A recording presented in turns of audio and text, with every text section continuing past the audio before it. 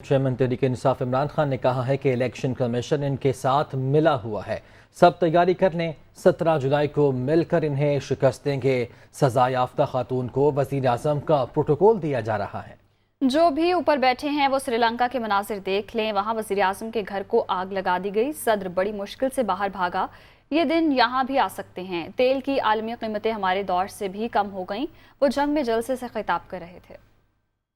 शहबाज शरीफ, चोरी तुम कर रहे हो, तुम्हारा भाई कर रहा है, जरदारी कर रहा है, तुम्हारे बच्चे कर रहे हैं, हाथ आप फैला रहे हैं और जलील सारी कौम को कर रहे हैं। अगले इतवार सब तैयारी करो, आपने इनको शिकस्त देनी है, इन्होंने धांधली करनी है। हमें पता है कि इलेक्शन कमीशन इनके साथ है। शर्म की बात क्या है, वो खातून जो सजा याफ्ता है, जो बेल पे है, जमानत पे है, उसको आपके टैक्स के पैसे के ऊपर प्राइम मिनिस्टर का प्रोटोकॉल दिया जा रहा है। जो भी ऊपर बैठ के ये कर रहे हो, वो जरा श्रीलंका के सीन देख लो।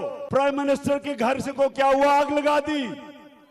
प्रेसिडेंट डर डर के बड़ी मुश्किलों से मुल्क से बाहर भागा है। याद रखो, ये दिन यहां भी आ सकते हैं। जो मर्जी आपने करना करो, मैं किसी सूरत इन चोरों को तस्लीम नहीं करूंगा।